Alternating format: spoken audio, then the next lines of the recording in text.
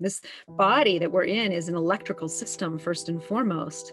Mm. And, I'm fully convinced that when you start to harness that Kundalini energy, you start to have that, flow of energy up and down your spine. And, by the way, yes, my sexual energy got better too. It was like all of a sudden I was like, turning on the operating Wow. system in a way it was Wow. meant to work.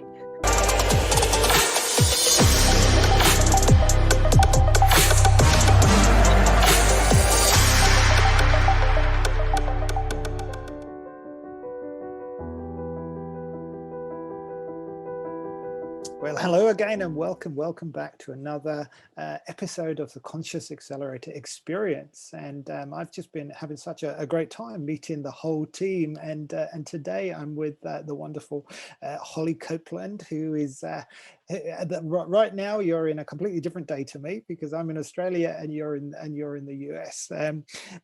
But how can I introduce Holly? It feels like you've done so many things: a human potential, a meditation coach, a self-described biohacker, but you're also a scientist. And I love the words that you described, that you combine you're merging modern science with ancient wisdom, which is really how we look at everything. Because where we've got to, or I've personally got to, you realize that modern science and ancient wisdom, if they could really get together and really talk, they can learn so much from each other, and the world could be much more in equilibrium and in balance. So welcome, Holly. Thank you so much for spending some time with us. How are you today? How's everything going with you?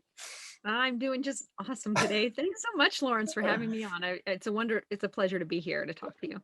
It is. Well, maybe let's get straight into it. So I suppose the question that first comes to mind is, how does a scientist end up running a business which is very much focused on meditation and doing things that many would perceive as woo-woo, the things that are less tangible and often disregarded by the world of science. So I'd love you to introduce yourself and tell us a little bit about your journey.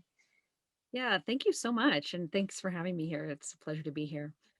Yeah, it's a beautiful question. So, the condensed version is that I was a scientist for 20 years for the Nature Conservancy. My passion is in environmental conservation. It was where I got started. And then I moved on to the University of Wyoming, where I was studying ungulate migration, so migration of deer and elk. And a couple years ago, kind of in that transition space of trying to, I guess, decide what kind of taking a hard look at my life, but also feeling a pull. And one of the pulls that I was feeling was I was kind of fed up with my own mind, to be honest, is that I had this feeling that I'd paid attention to my health and what I ate. I'd paid attention to exercising, but I was a little bit tired of my own self, to be honest. I was tired of that narrative voice in the head that wouldn't Mm. stop chattering. And I had a health crisis. I got sick with mold, and I got really sick. And as I emerged from the making the job transition, kind of, I actually got out of one job into another and was starting to feel better about that, and started healing from the mold, which is a whole nother story. And when I did that and I came out, it was like, gosh, but this mind chatter thing is just really, it's a bugger, isn't it? It's just really annoying. And I decided I'd been a biohacker, in health and wellness for eating and exercise. And I decided to really tackle my mind. And I actually wrote in my diary, my Rewire Your Brain Really? project at the top Very, of my very diary. scientist. Yeah. I love it. I love it. And I'd been passionate about Dave Asprey and Bulletproof and these other biohackers I'd listened to.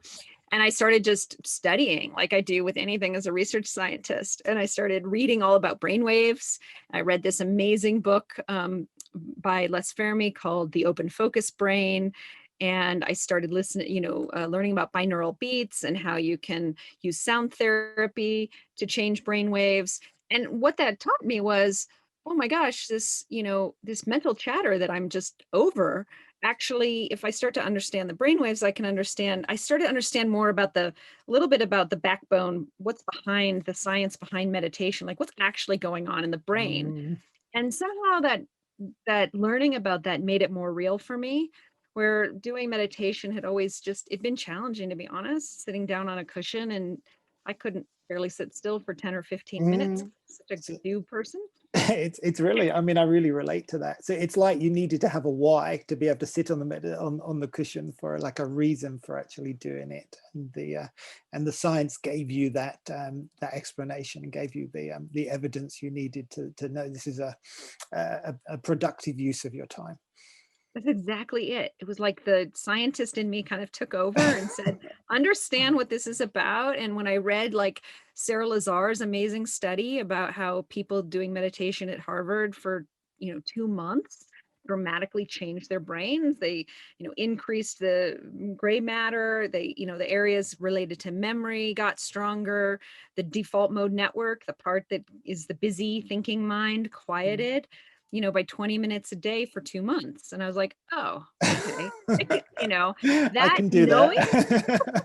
but like without the science, it kept like, it was like Teflon. It kept falling off Yeah, until I understood. completely relate to that. Yes, that's amazing. So that was a start. That was like the bridge from That, the world of science into the world of meditation. that was my Interesting. bridge. Okay, Yeah. how long ago was that? That was in early 2019. Okay, Yeah. okay. So a About couple a little over 2 years ago. okay, that's interesting. So then what happened? Then what happened? So now you had that insight. So you started to meditate clearly, I did. I and what started to happened? meditate. I got myself a Muse headband. So I got one of these. Okay. Uh, sorry for the thing, but you get the idea. So it's a little headband that measures your brain waves and while you meditate, and it gives you feedback. So if your brain gets noisy, you hear noise, hear rain basically. And as you quiet, the rain quiets. And the first time I put it on, I was like, it was like this whole world opened up because like I can hear my brain waves and it was all making sense. And that using that device just actually sort of changed my world because I really was able to, with the feedback, I loved it. I loved sitting there and feeling like, okay, now I understand what I'm doing in meditation. Whereas before I had this sense of, am I doing this right? This just Yes, feels and that's very common, isn't it? It's so cool. interesting, like what you described, that internal chatter, which we all relate to, and then that kind of noise, and it feels like you've almost created some kind of clarity or some kind of code for interpreting the chatter now and being able to bring inner calm, inner balance. Yeah. Yep, totally. So I did that for months. I used the Muse.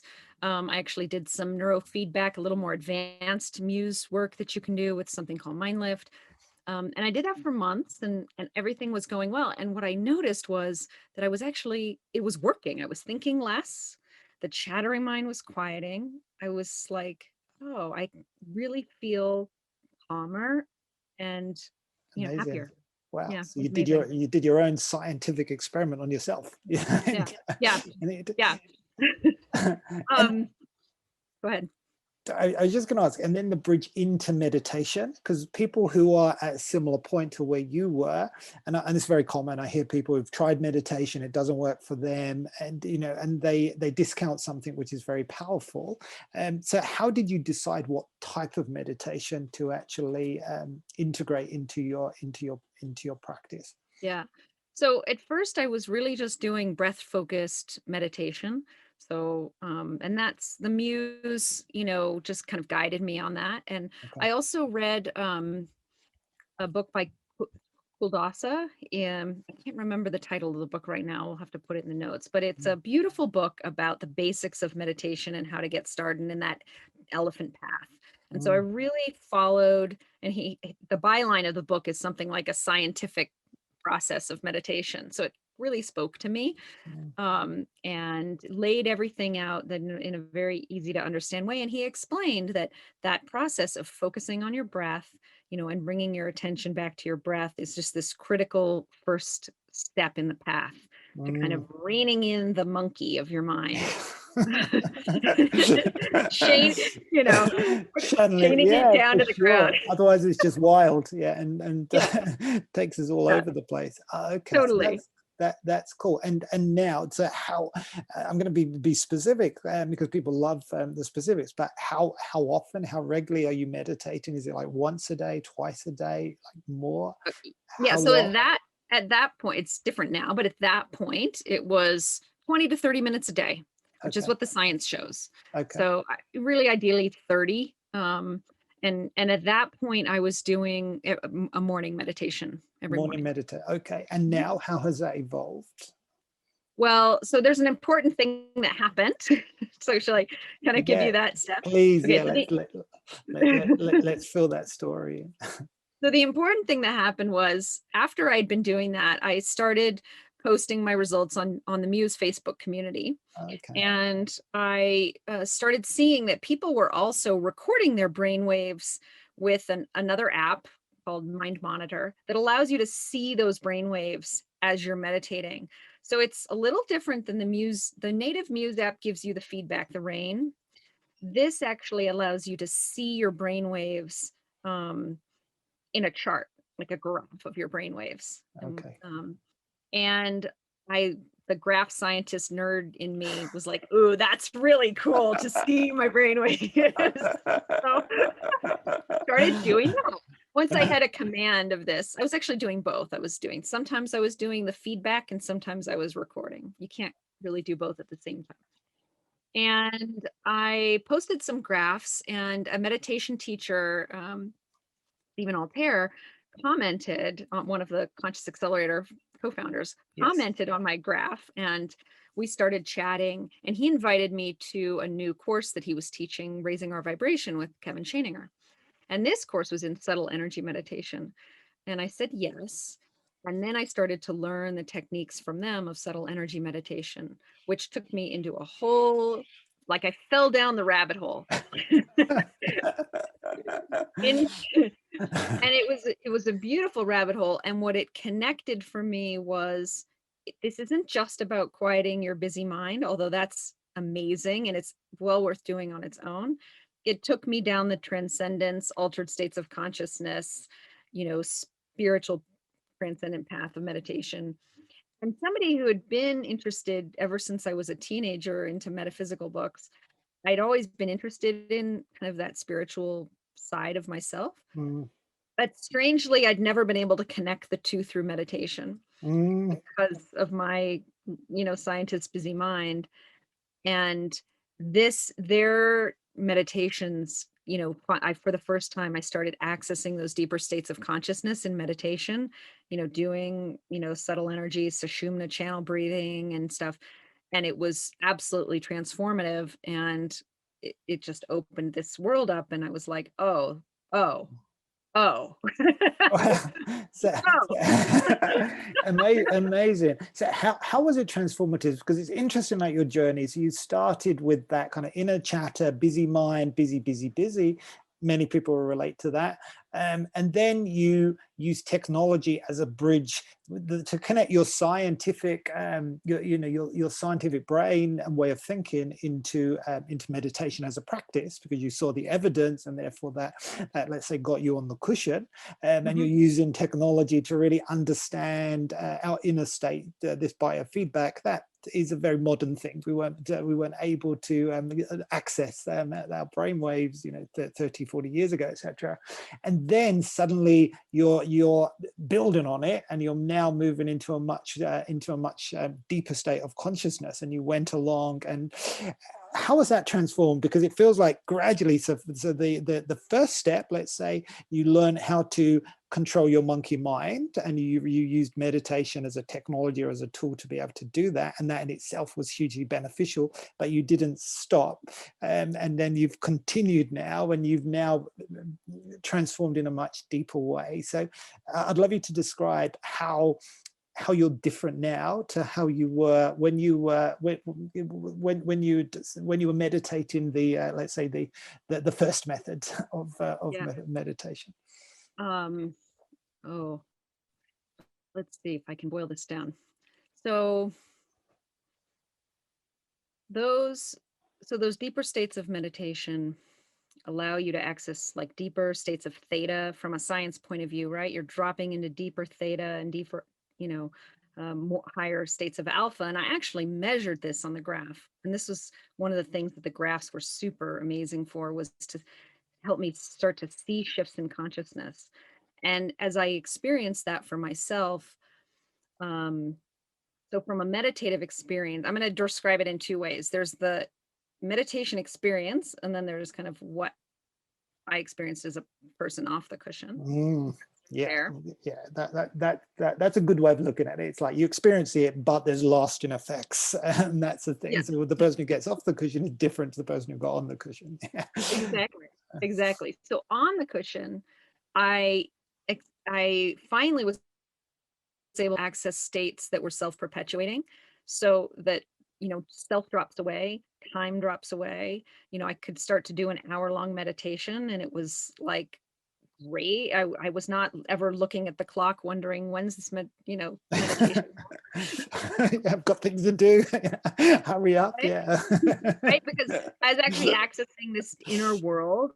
So this this inner world within us that Mm, is really, really rich and quiet, and you elicit states of bliss and joy and calm. And some people see lights. I'm not a huge person that sees lights necessarily, like actual manifesting lights, but I feel inside this inner lightness. mm, um it's a bit hard to describe, but the end result, you start to pass through these different gates or jhana states, and you start to feel kind of um that sense of I am one with all, I am that. so um really connected, yeah. yeah, very interconnected state and way of being, Mm, that so it was no problem to sit for an hour, and it was blissful and beautiful, wow. and just kept taking me deeper. And that part of me that was fascinated by altered states of consciousness, for anybody Mm. else that's like, oh yeah, right, you don't need you don't need to take a drug to Yeah, experience that. that's what it sounds like, doesn't it? It's like you've taken a drug, but you can actually experience those altered states without the drug, which is amazing. Right, Okay, so that, exactly. It's wow. self-generating, Mm, bliss and joy and peace with the world, and all that. mm, And I started to experience that. This body that we're in is an electrical system first and foremost. mm, And, I'm fully convinced that when you start to harness that Kundalini energy, you start to have that, flow of energy up and down your spine. And, by the way, yes, my sexual energy got better too. It was like all of a sudden I was like, turning on the operating wow, system in a way it was wow. meant to work.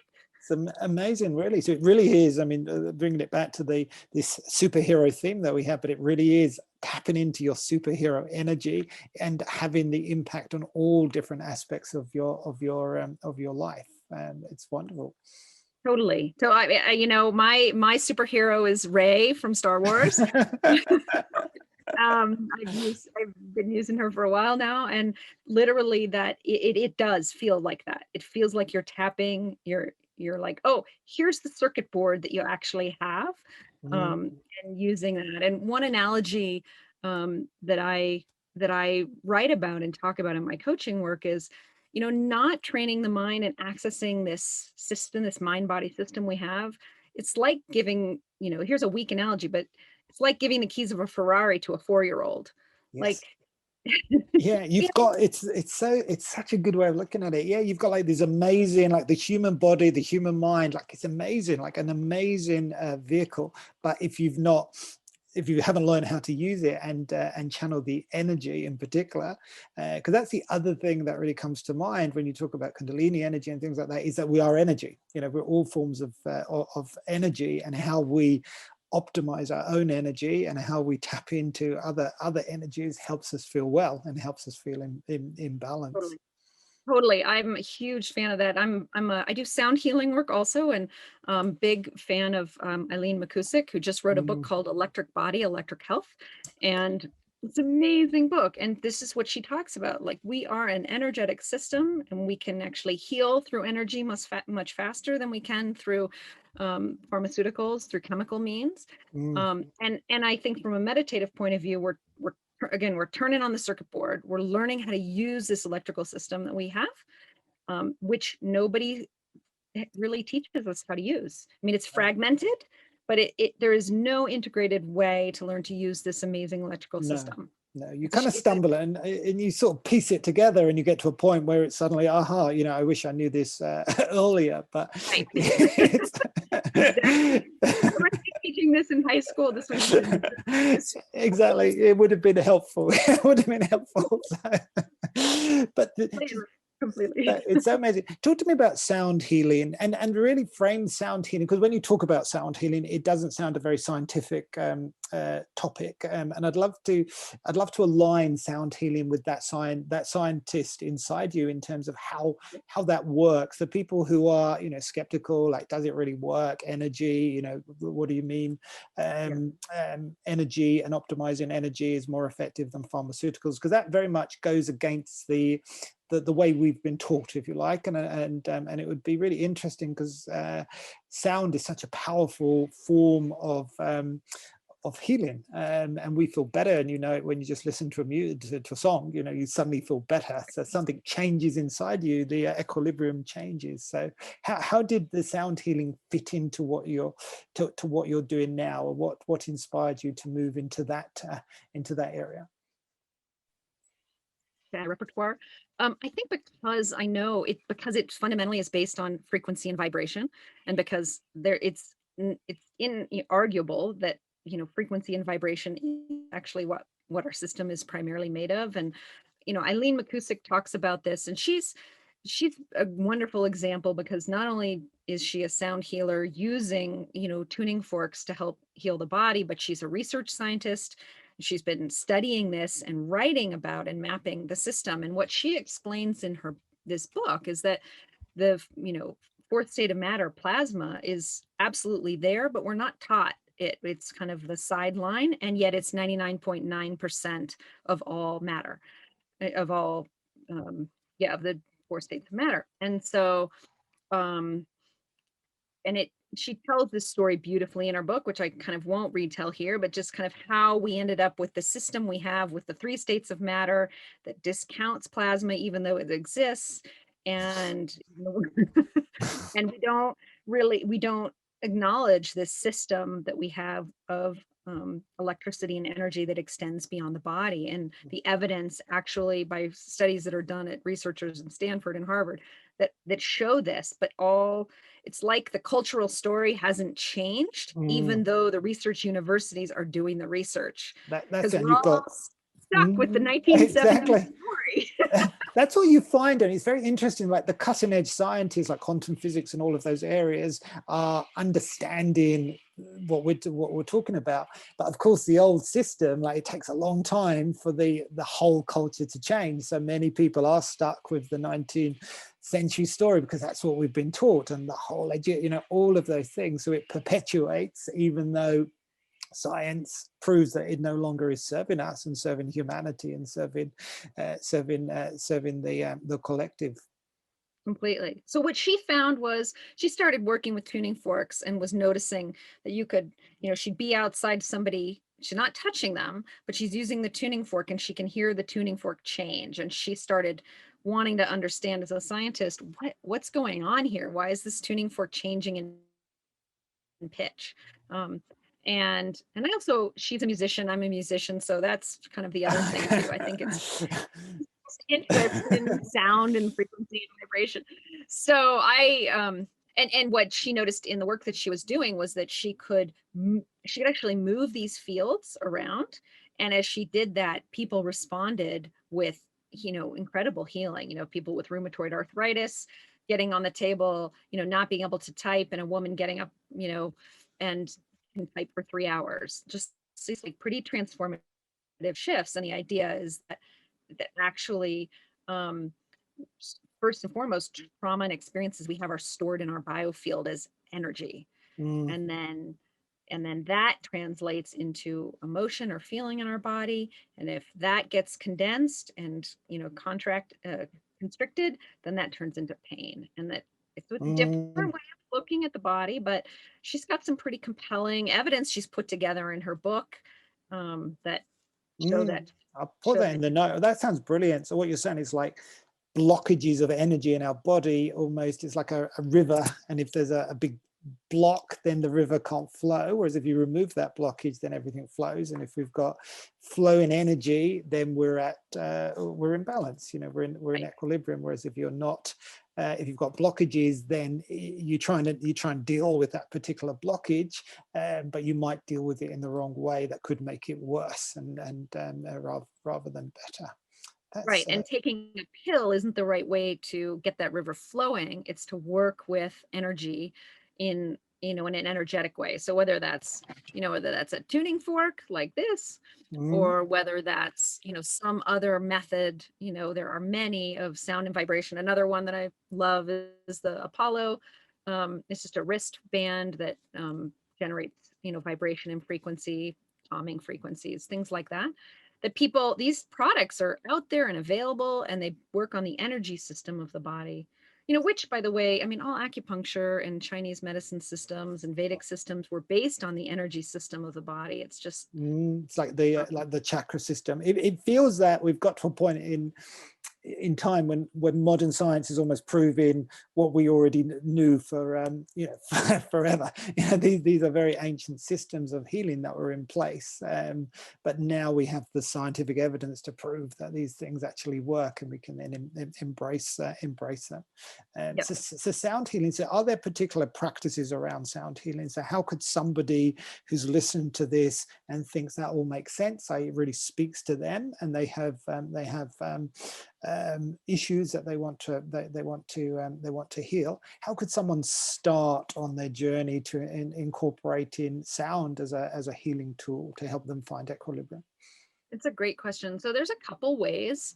So there are sound healing practitioners. Okay. I'm in the middle of a certification Oh, process. really? Okay. So you literally go and see a sound healer. Okay, that's Yeah, cool. And yeah, you go and you say, I've got a backache, and the sound healer will then help you. Okay, that's yeah, interesting. yeah. And actually, the process that I do on people right now in my training, you actually work at the edge of the field, and you address people's, like, so the moment you were born is mapped in your field about 6 feet out at the edge of your biofield. And I actually start there, and I work my way in like tree rings on a tree, and correct any disharmony in the field, with the tuning fork. So that's Got the it. process Eileen That's your teaches. tool. Okay, that's cool. Yeah. Yeah. It's pretty amazing. And you can go on YouTube and watch videos of this that, you can see kind of what she's doing. And she actually offers some remote healing on her website. So you can look at that. If you're interested. There's actually some recordings that are free and some you can pay for, and you can schedule remote sessions or in-person sessions with, certified biofield tuning practitioners. Okay, so that's what they're called, certified biofield tuning. Yeah. Awesome. Yep. That sounds so good. Okay. Yeah, so So that's one way. And I guess the other way would be to, order some tuning forks and start to work on yourself with them. So, she teaches, and other people, she's not the only one who teach about how to use tuning forks to, you can activate it, you can put it on different points in your body like you would in acupuncture or mhm, acupressure, and start to um, harmonize or work with your own field. That's also got it. a way you can do it. Awesome. So it's going to be similar, aligned with acupuncture and those types of energy healing methods. I want to move back to meditation now and talk about that as a tool. I've been doing a lot of groups recently, and I think I mentioned before, I always ask the question, how many people here meditate? And like one hand goes up in a big group, and then the others have tried it, but it hasn't worked for them. So when we speak to those people who discount, because it's a very powerful tool, and like you say, there's a lot of scientific evidence that really can show that if we can, well, it shows that if we in it more broadly, if we can get our mind in balance, our mindset in balance, then everything flows from that. What we feed our body, what we do, who we hang out with, it all comes from the mindset. And meditation is a great tool to help us manage that mindset. but many people fall at the first hurdle, if you like, and they don't get to experience, what you experienced in stage one, let alone stage two.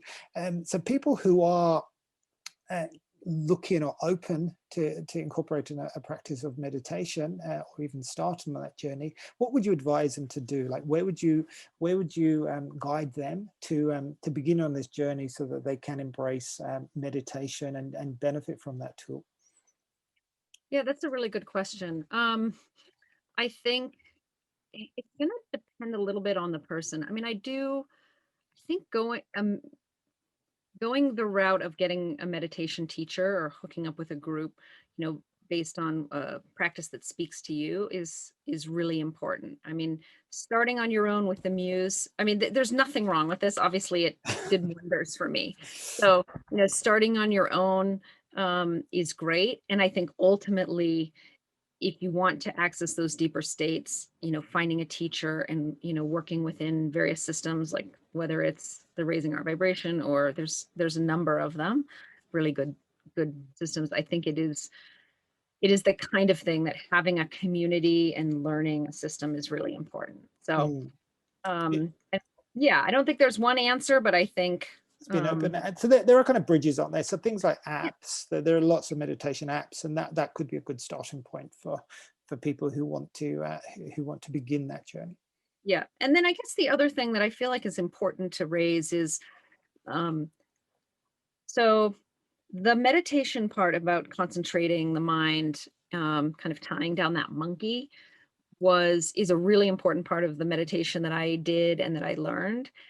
And the work that we do in Conscious Accelerator is also to use access to awake awareness, or what's called the direct path, as well. And this is something that I teach and was fundamental to my own kind of shift into, sort of feeling really great all the time. That fundamental shift of well-being that, into feeling fundamentally whole and resilient inside. We didn't really kind of talk about this, but there was a point that for me on my path, in both using the traditional, we'll call the kind of some of the traditional methods, and then combining it with awake awareness, where I stabilized or found the ground of my being. And this is the real heart of meditation.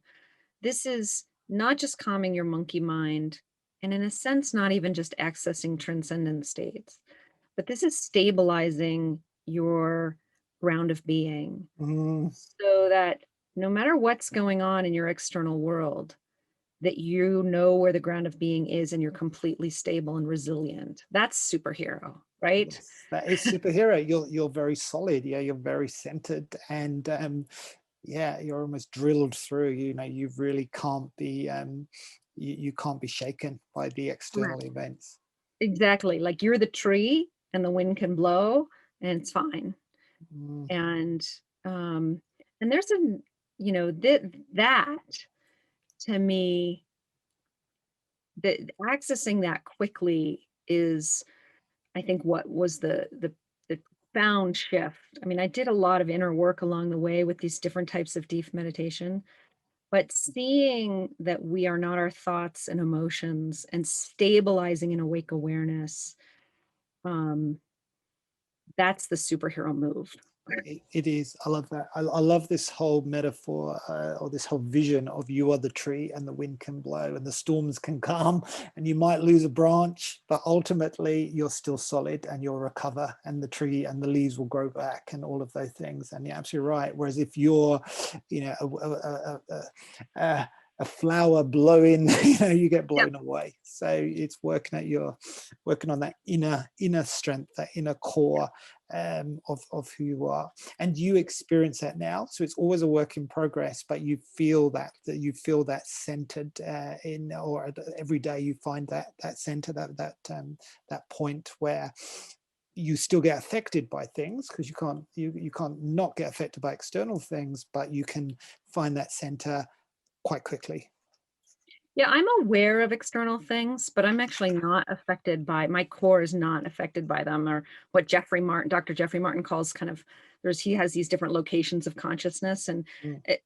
I for sure landed in location one, which is kind of fundamental well-being all the time. Mhm. So there isn't there's a knowingness of being okay and stable here no matter what that Mm, doesn't move. And I can feel that it doesn't. I mean, I wake up, it's still there. mm, Um, and it's very different from where I was. And it feels like everything is okay.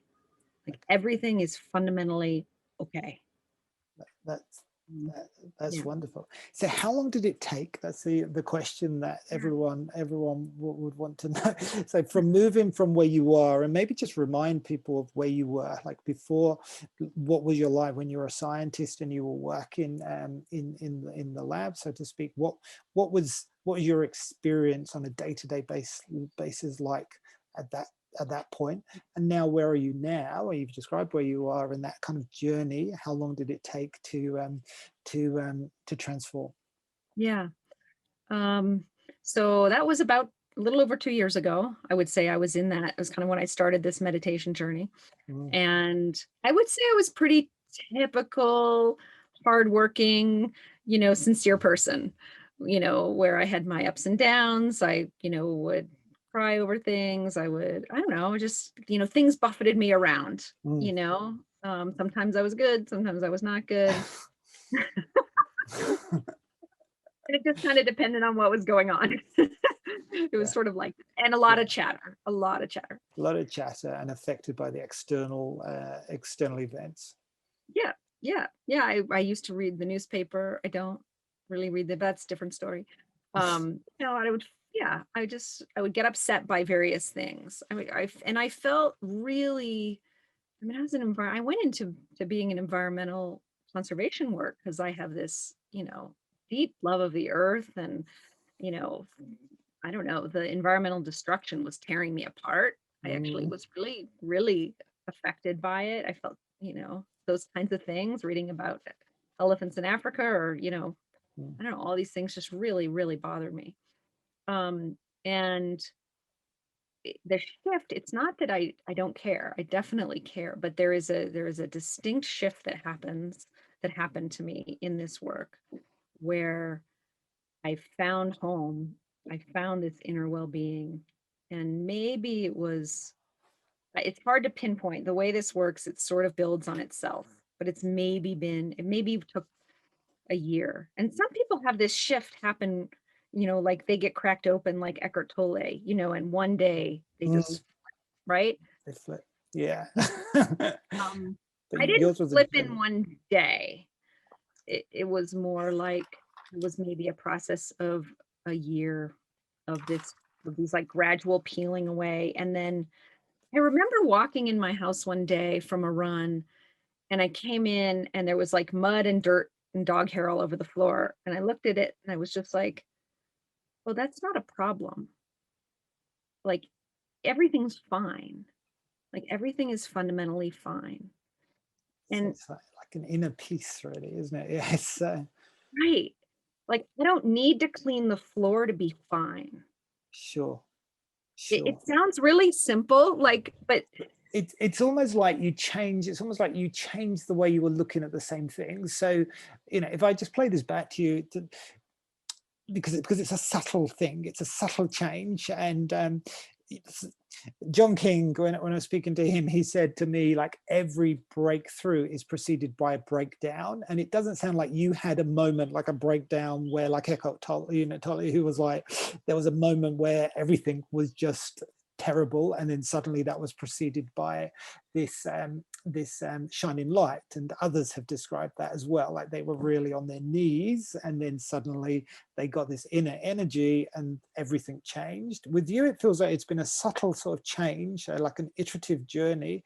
And at some point, and you've found different tools, you've definitely changed things, and you've used technology, modern technology, biofeedback technology, as a gateway. So because you've been looking for that evidence, and then at some point there was a switch, and then suddenly you've been embracing those tools and moving with moving in a very different space, but it's like the lens that you've been looking through has just suddenly changed a little bit.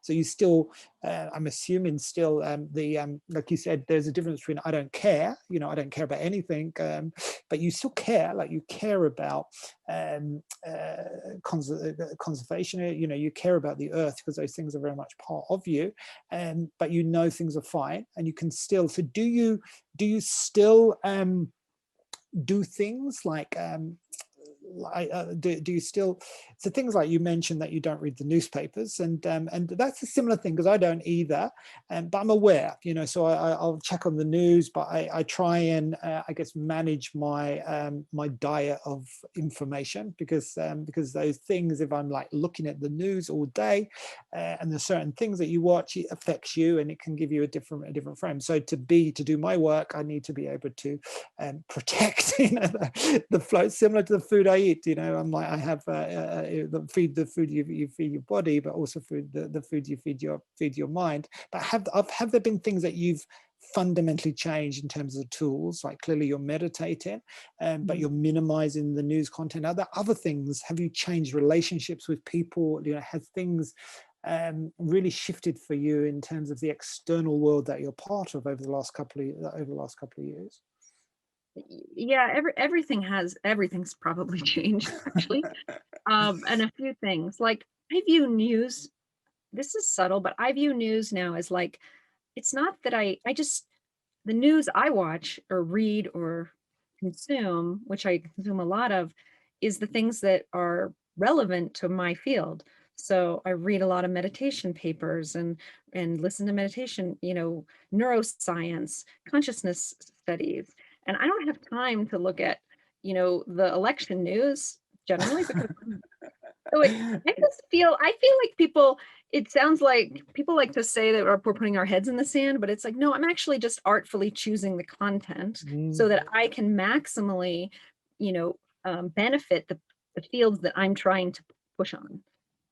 And, if everybody did that, if everybody just like, this is what I really care about, where I want to make a difference, that's where I'm going to put my attention. I'm not mm, going to let it get sidelined by something that I have no ability to affect anyway. I vote, but, and I read the news before I vote to decide on who to vote for, but I choose to like focus on the things I can actually make a difference in. that So makes that's sense. number one. Yeah, that's Um, good advice. I also did have breakdowns. It's just that my breakdowns didn't do an Eckhart Tolle like wait, immediate shift. It was more like I'll never forget. I texted. I woke up in the morning and I was laying in bed and I was feeling so awful. I was like, I don't. I feel so terrible. Just take me out to the garbage can. Like, what value do I possibly have? I mean, I felt horrendous. So I've had huge breakdowns in this journey for sure, of really trying to understand, like, find my own self-worth. So Mm, so I want to be clear that I had them. It's just that it wasn't like there was a bolt of lightning that came down after that event and flipped me over. It was like mm, I had it, and then maybe the next day something opened up and I mm. saw something differently.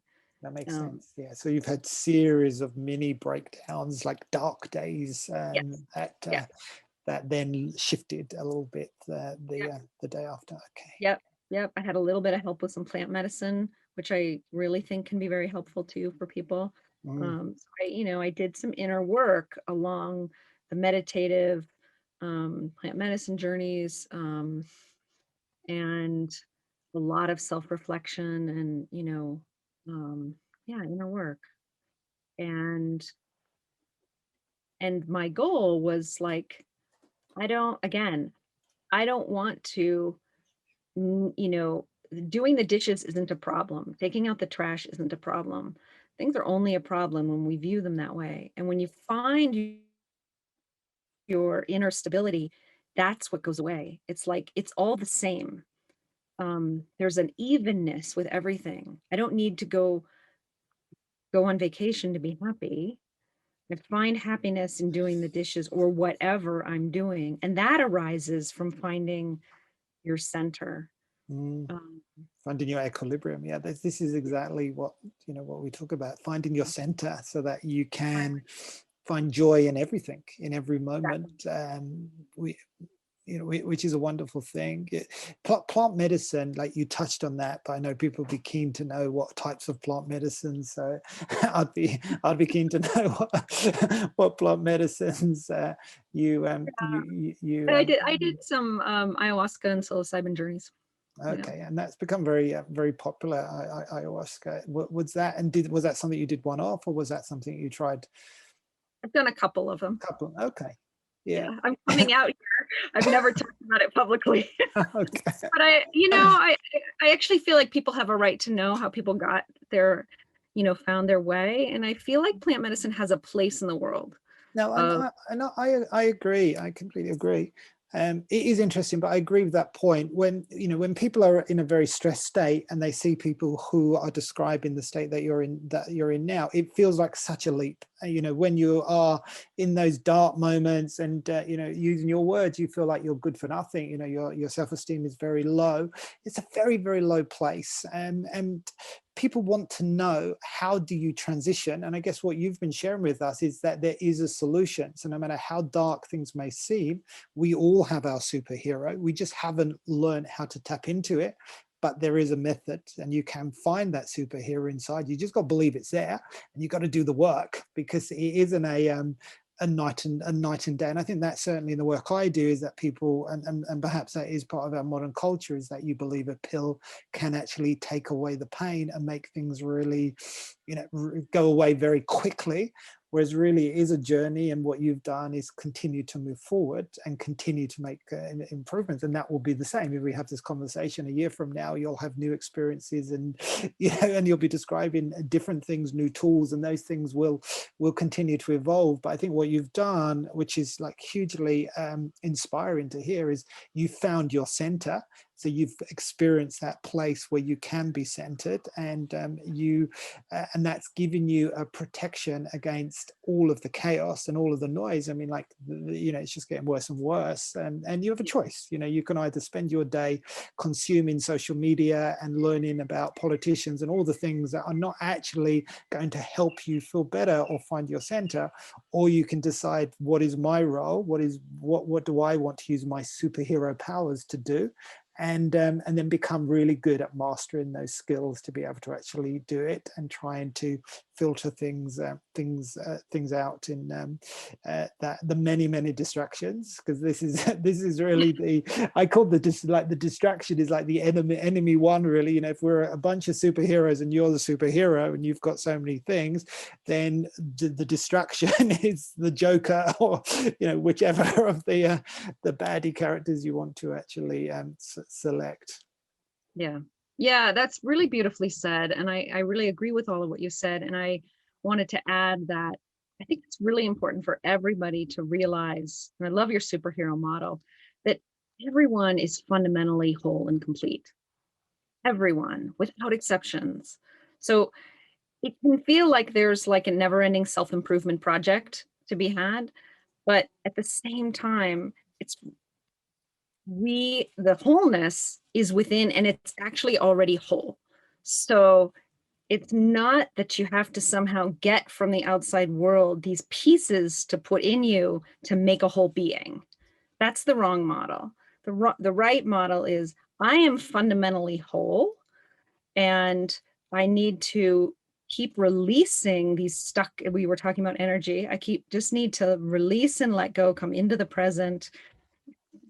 This finding the center is really about finding awareness. So stop being distracted by the objects of our perception, and recognize that this awareness that's aware is this whole being that is already you, that can never be harmed.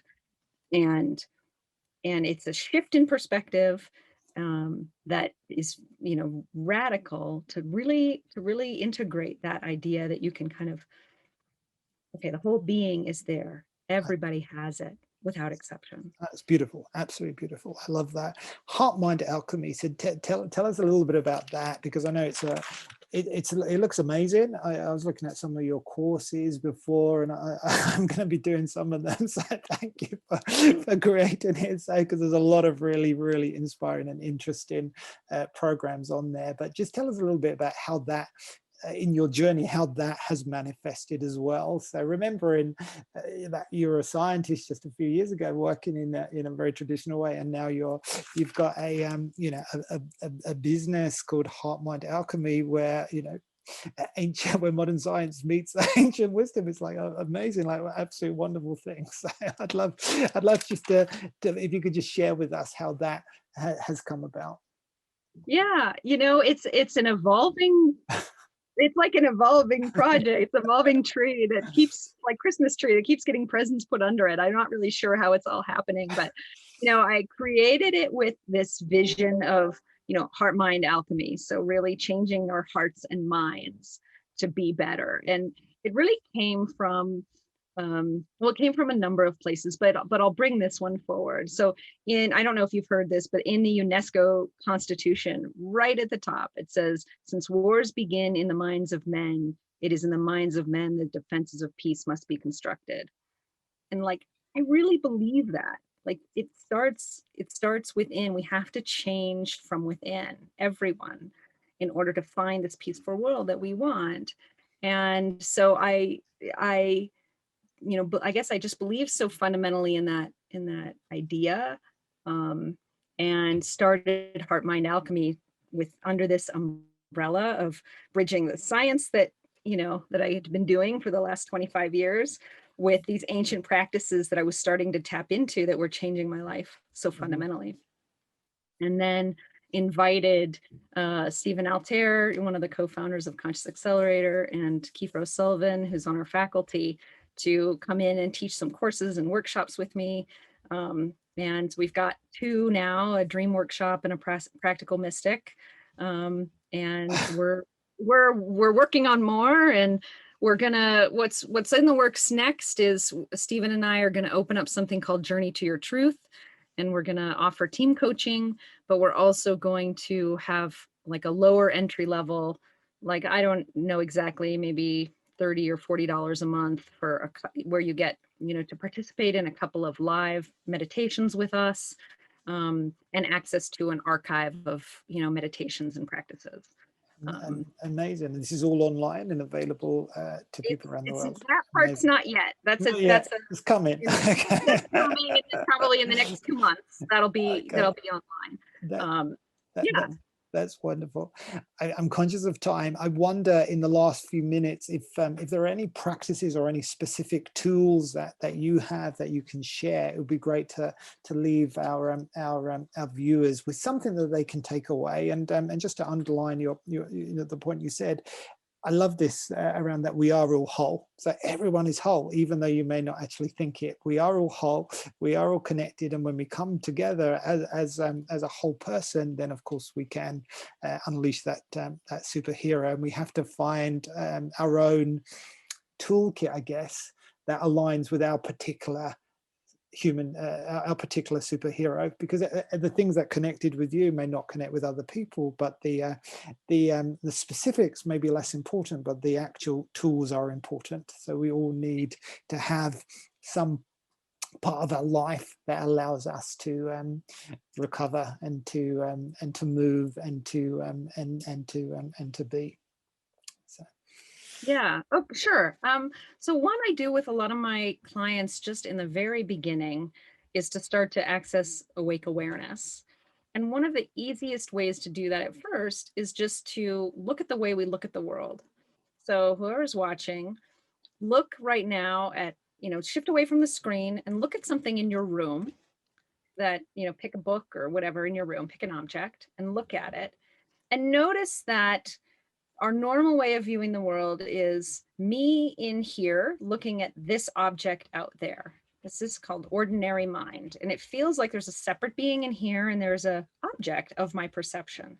Mm, And pause, and I'm going to draw your attention to the fact that actually everything in our experience is one of 7 things, 5 main things, and 2 more. I mean, we see, we hear, we touch, we smell, we taste, And then we have our inner landscape. So whether you divide it up or not, there's thoughts and emotions. So everything is actually us experiencing one of those 7 things. Mm. It's just kind of, okay, so we're going to focus on the seeing one. So there's the object again, and then there's me in here. So we're going to look at that object. Now I want you to shift from looking at that object to looking at the space between you and the object. You've now shifted your perspective. Notice how you can change your attention. Your attention was on the object. Now your attention is on space. And it may feel like when you do that, it like a little bit of opening up of focus. Like you've gone from kind of a narrow focus to an open, more open focus. Okay. Now shift from there, to focusing on that which is aware of the space. And this can feel, people can experience it different ways. It can feel like maybe something in the back of your head here. But it feels like an opening of your awareness. So what are you noticing, Lawrence, when you do that? I'm noticing it's sometimes hard to find the words, but it's I was looking at a picture, Yeah. which has been there, but I've never really analyzed it. And then just feeling this pull towards it, Mm-hmm. if that makes sense. So a kind of energetic pull. That's Pull kind of towards the object. yeah, in some ways it feels, I've become much more aware of the space between. Okay. between So myself when and we the picture. focus on awareness, so I want to shift. So there's the object focus kind of, and don't analyze the object, by the way, when you're looking at the object, but just kind of just sort of notice, okay, the picture, just kind of let your eyes rest. And when you bring your attention to awareness, that which knows the picture, tell me about awareness. So rather than telling me, you know what the feeling of looking at the object is, tell me what awareness is like. Awareness is like,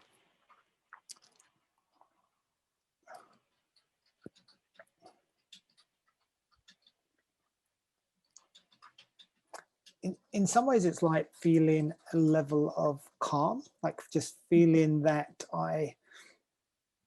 safe, I suppose, is the other word that comes to me, like when you really experience it. And and sometimes I challenge between that mindset of analyzing, because I've got that, to really like just trying to say, well, what does awareness feel like? And awareness does feel calm, peaceful, safe. Yeah, that's what I would Beautiful. say. Beautiful. And the object has boundaries, right? When we look at the picture, it has edges and boundaries. Does awareness have boundaries? Awareness doesn't have boundaries, not for me. It feels boundarylessness, I suppose. Yeah. So, Right. if that's a word. Right. Yeah. And it's also, notice, like, does awareness come and go, or is it always there? It's always there. Yeah. Right. Awareness is always there, although you may not be consciously focused on it, but it's always there. Right. Right. So it's timeless and boundless and calm and stable and aware, right? Mm. So this awareness, it's there all the time, right? But we miss it because we're putting our attention out to objects in our ordinary mind. But if we do the U-turn back to awareness, actually what we've U-turned back to is ourselves. This is the I am in all the spiritual traditions. Yeah, I get it. And that really makes so much sense. It's almost like a safe haven that you can return to at any point that you need to. Yeah. Exactly, right? It's like the best friend. And does awareness care what object you're looking at? Does it have an opinion or a judgment about it? No, No, no, right? it doesn't matter. No, Doesn't absolutely. matter. So you've got that. So it's good to look at that awareness as the superhero almost is, because you can. It's always there, always looking after you, and you can always, and it will always protect you when you need to. So no matter how, it's a bit like the sun in some ways, isn't it? Really, it's like the sun is always shining, and even though there might be the thick dark clouds, you know it's still there. And being aware of it, even though you can't see it with your eyes, you know Yeah. it's there, and it's always accessible to you when you need it. Yeah, it's beautiful, beautiful. So that right there is the superhero life hack. Like number one is actually to recognize that this awareness is actually the superhero you've been searching for. Mm, This is where home is. And and it's right there. And it's does awareness, you just, it's like it doesn't need anything, right? It's whole and complete, mm. right? Already, yeah, it's Yep. yeah. And nothing you've ever done in your whole life is added to or taken away from awareness, right? No book you've ever read changes awareness. Like No. it doesn't need a self-improvement project, right? It does.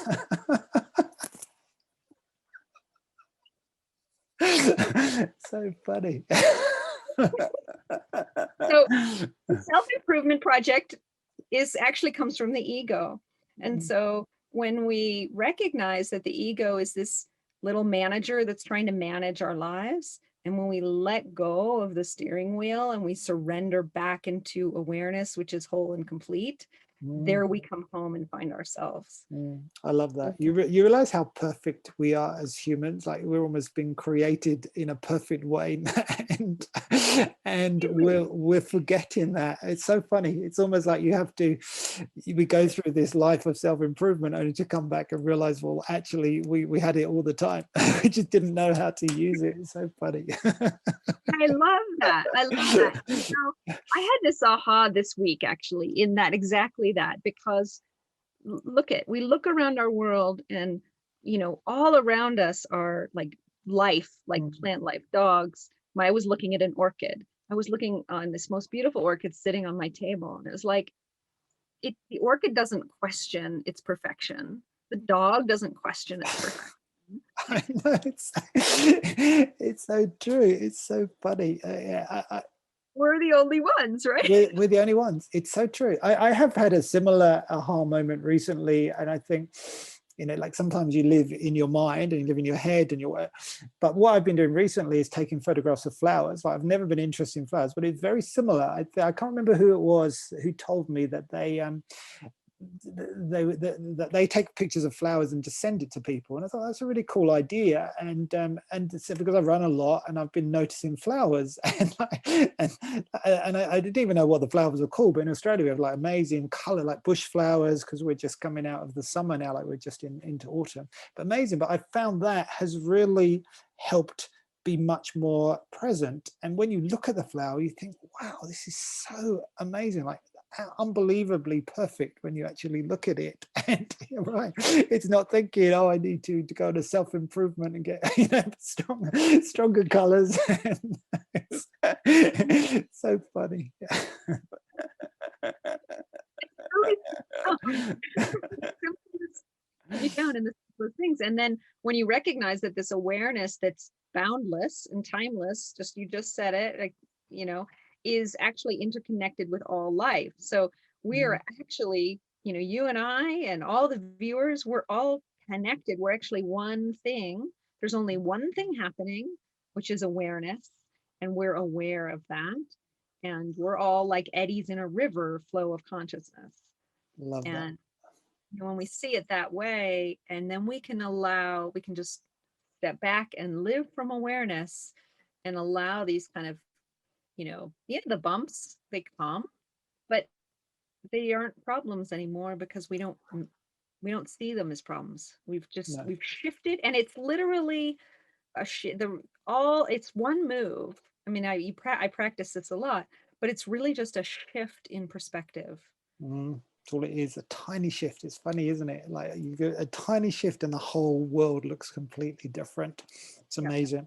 Listen, Yep. I'm mindful of time. Thank you so much, Holly. Where can people find out more about you and access your programs? Because I know you've got the Conscious Accelerator work, as well as the Heart Mind Alchemy work. So Yeah. where are you accessible? Well, either on Conscious Accelerator, the consciousaccelerator.com, or my website's heartmindalchemy.com. So pretty simple. And I have a vibrant, last thing I'll say is I have a vibrant Facebook community called Heart Mind Alchemy Okay. Lab.